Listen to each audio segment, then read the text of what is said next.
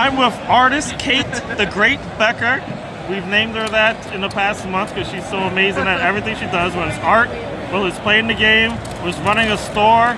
She does it all. So I got 3 questions for you. First question, what got you into doing art for TCGs? You've done art for a couple TCGs now. What was that start of that? So I grew up playing Magic the Gathering. I started with that Chandelar game on my computer, and then I got some of the physical cards my stepdad at the time used to play, so I get his leftover bulk that he didn't want. So that's what started it. What got me into fantasy art in particular between that and the Monster Manual for like 3rd edition blew my like little kid's brain away. Looking at all the cool creatures, so I tried to like copy the creatures out of the Monster Manual and then like mix them together. So I've always been really in that like fantasy gaming space. I got really into Yu-Gi-Oh in high school. I still played Magic. Oh no, Kidding. I like most games, so I did that. I still played Magic. I got really into playing like Flesh and Blood and Digimon and all these other games because I co-opened a game store in 2020 with a few other people. I recently took a step back to focus on art, so my business partner Josh, he's running the store, and the store's been really successful, so I'm really fortunate that I have that as something going on, but also I can play games and outwork on them, so that's been fantastic. I've done work for a few different games. But MetaZoo, oh thank you. The amazing Pierre is here along with Fran, so I'm also getting my goodies for the weekend. Nice. I'll put that up. Oh my god, that's amazing. I got a few cool things. I can do a quick little. I got another couple cool things in here. I'll show that I got from the little intermission. I'm pretty stoked about that one. That's awesome. I was busy when I was here at events trying to get those sketch cards for that redemption because I'm also a big collector. I've always collected cards for the art first. That's what kind of got me into the games because I started with, honestly, the first thing I really collected was those trading cards where you get a box and it's just art and they're all like these fantasy paintings by like Boris Vallejo, Frank Frazetta, these classic like oil paintings. Jeff Easley is like one of my favorites. So that's definitely a big place of where my what inspires me is that's what I was like hoping to achieve one day with my art is to get to that level. And I feel like I'm still learning. I'm still working on it, but I just had binders full of those. The next question is always the same. Why MetaZoo? Why the TCG space? What's kept you in MetaZoo? Because you've been for a little bit now. I missed a lot of the old zoo. It came out at our shop. It was there very briefly.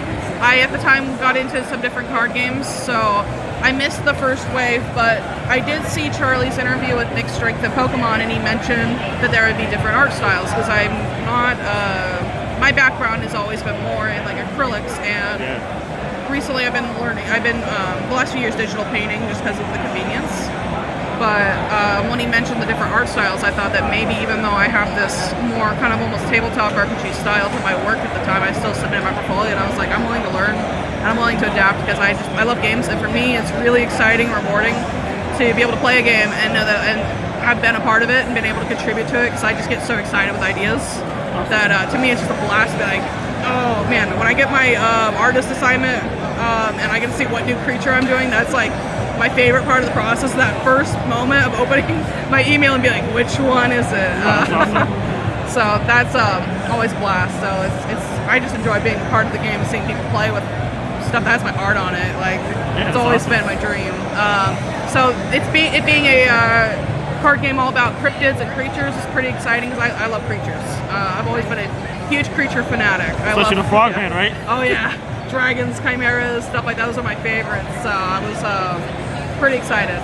And then so I would say that's probably like. And last question is always the same. Can you give us a story of something inspirational, like maybe a hardship you went through, something to help someone else that's going through something similar, just some motivation to get through it? Oh yeah. I do come from a pretty tough background. trying to think of how much do I unveil, but I came from a family that really struggled. I'm the oldest of 6 children, and unfortunately I'm the only child that did not go into foster care because I was a little bit older, so I've been with my significant other since 2010, and I was in high school. I was 17 when I started living with him and his mom. So my family just had some struggles. I grew up, unfortunately, very poor, and so it's definitely been a little bit of an uphill battle, but I'm very fortunate that I think that my love of card games and my passion for fantasy art in the community lined up in a way that there was a right moment where I was able to be invited on to this opportunity to open the game store, and it ended up being very successful. So I feel very fortunate that that's something like that I could always turn to. And then art's also been just a really good outlet because I was a kid that struggled. I've always been a little eccentric. I was a kid that liked animals.